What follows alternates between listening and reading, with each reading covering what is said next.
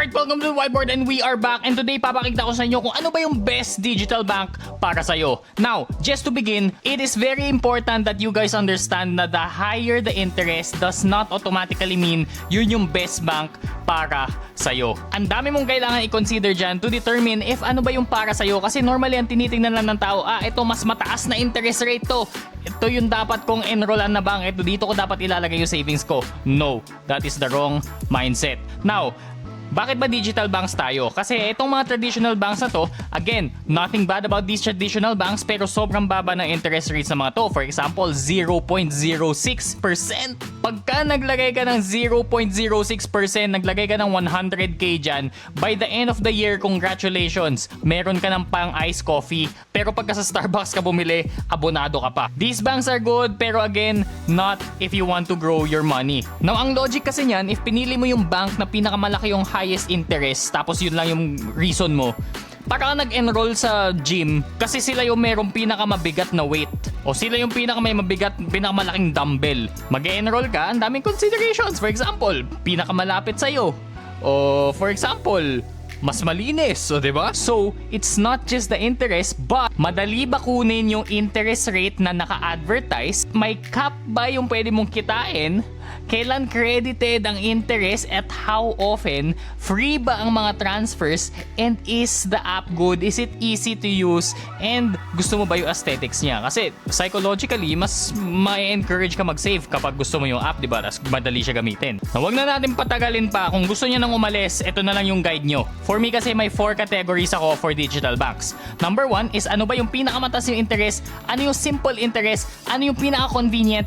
And ano ba yung pwede ako mag-transfer ng madaming beses? And I think these are the things that you have to look at as well. Now before we get started, nasa description ko yung referral links for these bank accounts and may free money ka doon pag ginamit mo yon. For example, pag ginamit mo yung Maribank link ko, meron kang free 150 pesos. I mean, I'm not gonna say no to free money. No, walang additional cost sa inyo yon. Yun lang talaga siya, gagamitin mo lang yung link ko. Anyway, let's start. Kapag interested ka lang sa max interest, o diba, pinaka tapos max interest, dito ka sa Maya. Up to 15%, yan yung lagi nilang ina-advertise. Kapag dito ka, may 15% ka, pero just so you know, may asterisk yan. Kapag binuksan mo yung app nila, pagka nag-register ka, ang daming considerations, ang daming mga activities na kailangan gawin bago mo talaga ma-hit yung 15%.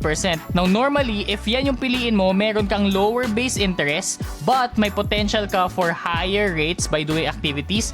And sa app nila, for example, payments, bills, cards, promos, etc. Now, this is best if you already have actually a Maya account or you are already using their ecosystem. For example, dyan ka naglo-load, dyan ka nagbabayad ng bills, or dyan ka gumagamit ng credit card. So, best for those who already use the ecosystem kasi sila yung may malaking chance na makuha talaga yung 15%. Now, pwede mo din naman gawin na if wala ka pang Maya, pero pag inaral mo yung activities nila, alam kong kaya mo naman i-transfer lahat ng activities mo papunta doon. For example, yung mga bills mo ngayon, sa Maya mo na ipapadaan. If willing ka to do that hassle, then go ahead and pick Maya.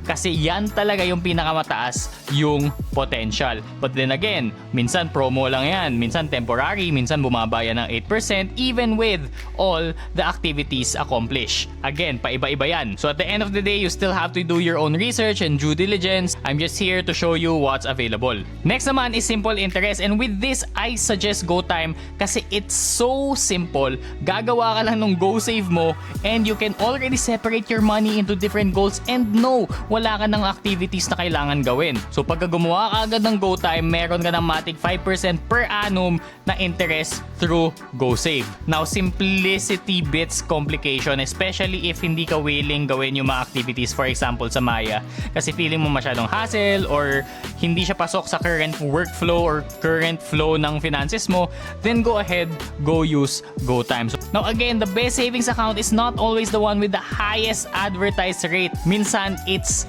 the simplest one. Now, personally, I use GoTime if may pinag-iipunan akong cellphone or laptop or gadget. Actually, nung nag-iipon ako to buy my first big bike in cash, full payment agad, Sa GoTime ko siya linagay. And habang nag-iipon ako, kumikita din siya ng pera through the interest. And now may bala kasi akong bumili ng iPhone 18 Pro Max kapag release niya sa November. And available na yung cash ko doon sa GoTime. And habang hindi pa release yung phone, kumikita pa din siya ng pera. Next naman is convenience. Kailangan mo dapat isipin kung mag-e-enroll ka ba sa isang bangko if pasok ba siya sa workflow mo or sa flow ng finances mo. Number 1 is Maribank and number 2 is GoTime Bank. Ang gusto ko sa GoTime is it feels like an everyday bank account, especially with their card, with their app, yung rewards and yung clean UI nila. Now, itong rewards, if na-try mong bumili sa let's say Robinson or Shopwise, I'm sure tinanong ka nila, "Sir, may GoTime ba kayo? May ganito ba kayo?" Kasi tuwing nag-grocery ka, pwede ka makakuha ng rewards. Now, trust me when I say this, sobrang sulit nun kasi you basically get practically cashback habang nag-grocery ka. So, free money is free money. That's my motto in life. Kapag may libreng pera, huwag mong tatanggihan. And going back again, yung referral link ko nasa description. Free money din yon, huwag mong tanggihan. And next naman is Maribank. Moving money around kasi libre, halos libre yung mga transfer fees ng InstaPay dito sa Maribank. So if madalas ka magbayad ng mga tao, mag-move ng funds or mag-manage ng different accounts, I suggest Maribank.